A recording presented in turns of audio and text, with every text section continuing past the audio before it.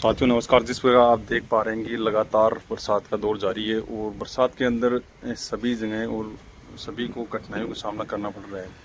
जिस प्रकार मौसम का परिवर्तन का समय चल रहा है अभी, उसी तरह अपन देख पा रहे हैं किसान को भी इस चीज़ का कठिनाइयों का सामना करना पड़ रहा है। हम जानेंगे किसान वार्ता में कि किसान को किस प्रकार कठिनाइयों का सामना करना पड़ रहा है बरसात के दौरान। नमस्ते जी। नमस्कार। नमस्ते।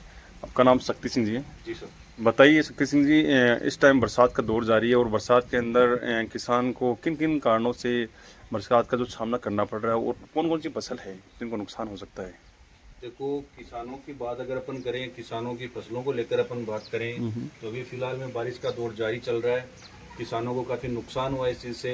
जी। काफी फसलें ऐसी हैं जिनकी निराई गुड़ाई हो चुकी है। अच्छा अच्छा। उनमें अभी नुकसान कम रहा, लेकिन जैसे काफी जगह फसलों में बाजरा है उसकी कटाई नहीं हुई, गंवार है, मूंगफली है, ऐसी काफी फसलें हैं जिनकी अभी निराई गुड़ाई हुई नहीं है। उनमें काफी नुकसान की संभावना है।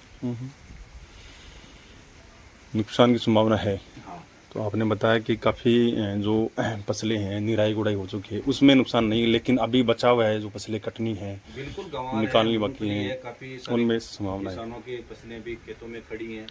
अच्छा उन अच्छा। फसलों में काफी नुकसान होने वाला है। तो जो फसलें निकल गई हैं और बाजार में चली गई, उनका भाव अच्छा मिला है?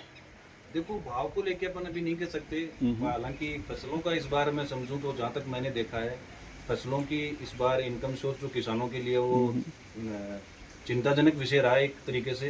बाकी जो बारिश अभी जो हो रही है उसको देख के आगे के समय को लग रहा है कि आने वाली जो फसल है वो शायद काफी हद तक किसानों को मतलब खुशी के माहौल में चेंज करने वाली है। जी जी। अच्छा, अभी जो बरसात लगातार हो रही है, वो कहीं न कहीं किसान को आशा होती है कि समय से बरसात होगी और इसका फ़ायदा उसको मिलेगा, लेकिन अंतिम चरण में जो फसल है, अभी उसको निकालने का समय आया और अचानक से बरसात गिरती है, तो किसान को एक कहीं न कहीं हताशा और एक बिल्कुल निराशा का। बिल्कुल, इसमें यही रहेगा कि किसान काफी निराशजनक दिखाई दे रहे हैं। इस फसल के बारे में अगर अपन बात करें तो बारिश के इस मौसम में इस टाइम से अचानक से मौसम का जो है वो बदल जाना है, वो किसानों के लिए काफी चिंताजनक विषय रहा है। जी जी। अपन बात करें किसान एक अन्नदाता के रूप में, जैसे वो जिस दिन से फसल की निराई गुड़ाई से लेके बीज लेके सब चीज़ों से लेके देख रेख पानी हर मौसम के बदलाव में लगा रहता है, और एक पूरी दुनिया को पूरी जगत को कहते हैं अपन कि अन्नदाता जो किसान है वो हर चीज़ के लिए लड़ता है, लेकिन प्राकृतिक जो बरसात है, इन चीज़ों से कोई बच नहीं पाया है और इसके लिए कोई वो चीज़ देखो, नहीं ये है। वैसे तो प्राकृतिक चीजें हैं, इनसे बच पाना देखो मुश्किल ही नहीं, नामुमकिन सा जैसा ही है। बाकी सही देखे तो इस टाइम पे ये जो मतलब इस टाइम से अचानक जो बारिश का होना ना, जी इसमें जी। सबसे ज्यादा जो नुकसान हुआ वो किसान वर्ग को ही हुआ है। किसान वर्ग को है। किसान वर्ग को मतलब जैसे अभी फसलें प्रिपेयर हुई थी कटने निराई गुड़ाई के लिए, तो अभी इस टाइम पे अचानक से बारिश का आ जाना वो किसानों के लिए रियल में निराशाजनक विषय रहा है। अच्छा अच्छा। और इसमें किसान अगर देखें तो अपन निराश ही नजर आएंगे। अच्छा अच्छा। काफ़ी जगह बरसात से नुकसान हुआ था पिछली बार। जो पिछले सप्ताह में जो बरसात हुई है, बरसात के दौरान बिजली गिरी है, बहुत सी जगह नुकसान हुआ है, काफ़ी पेड़ गिरे हैं, काफ़ी जगह मवेशी हैं वो मर चुके हैं।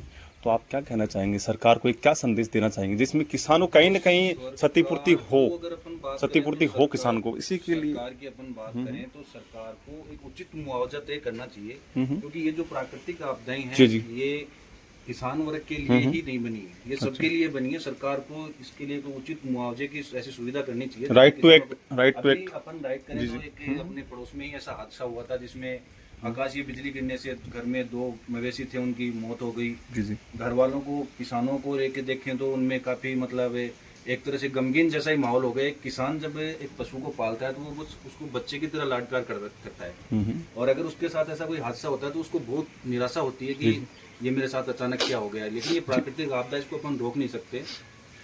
उसके लिए सरकार को एक ऐसी व्यवस्था बनानी चाहिए कि उसको उचित मुआवजा मिले, ताकि उसकी मतलब अपन उसकी क्षतिपूर्ति तो नहीं कर सकते, लेकिन कुछ मिलता जुलता उससे मतलब थोड़ी उसकी मदद हो जाएगी। हाँ, एक उससे सहायक अपन बता सकते हैं कि एक सहायक जो है उसकी जो लागत होती है उसको तो मिल जाए, वो एक हताशा निराशा उसकी थोड़ा कम, उसमें कमी होती है। हाँ, ये चीज़ें होनी चाहिए। एक सरकार को एक राइट टू एक्ट होना चाहिए जिसमें जो किसान के नुकसान होता है, जिस आपदा लेके जो भी प्राकृतिक आपदा होती है उससे संबंधित किसान को अगर कोई नुकसान होता है, जैसे फसल के अंदर को नुकसान होता है इस समय जो चल रहा है, जो बरसात चल रही है, इससे काफ़ी जगह देखने को मिला कि गंवार की फसल है वो भी खराब हो चुकी है, मूंगफली है तो वो भी खराब हो चुकी है। तो उसको लेकर हमने कह सकते हैं कि वैसे सरकार ने काफी योजनाएं, बीमा योजना वगैरह चला रखी है। सरकार अच्छा बेनिफिट भी दे रही है, कोशिश भी कर रही है सरकार, लेकिन किसान को जिस समय जो जरूरत होती है ना, उस समय उसकी पूर्ति नहीं हो पा रही। तो किसान वर्ग फिर भी निराश ही चल रहा है। तो आने वाले समय में अपने देख रहे हैं हम कि कुछ गाँव के अंदर हैं हम लोग किसान, पहले शहरों के अंदर ज़्यादा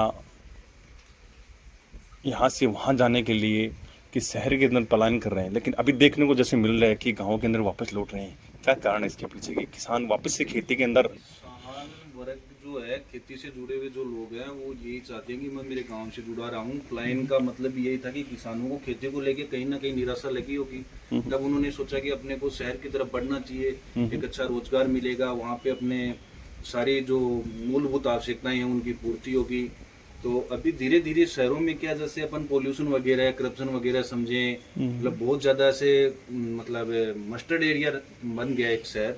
तो उसको लेके किसानों में वापस एक दौर आया कि अभी धीरे धीरे लोग वापस अपने गाँव की तरफ प्लान कर रहे हैं, क्योंकि यहाँ का जो वातावरण होता है गाँव का, वो एकदम खुला, पेड़ पौधे, मतलब पोल्यूशन वगैरह से सब तरीके से अच्छा खाना पीना, मतलब हर तरीके की जो सुविधाएं हैं वो प्रकृति से जुड़ी। हाँ, कहीं न कहीं उनको लगा है कि जो पौराणिक जो चीज़ें थी, पहले पुरानी चीज़ें थी, वो कहीं न कहीं शुभ चिंतक थी।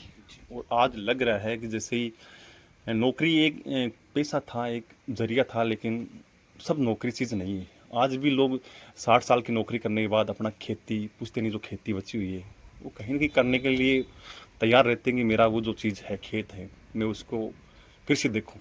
तो अभी नौजवानों को लेके आप क्या संदेश देना चाहेंगे? जो युवक यूथ को लेके यही संदेश रहेगा मेरा तो, कि भाई यूथ है वो अपने, सबसे पहले तो जो अपने जिस क्षेत्र में वो प्लान करना चाहता है उसके लिए पूरे तरीके से प्रिपेयर रहे। नहीं तो अपना पैतृक काम तो जो है वो अपना खेती बचाई हुआ है। जी, थैंक यू, धन्यवाद।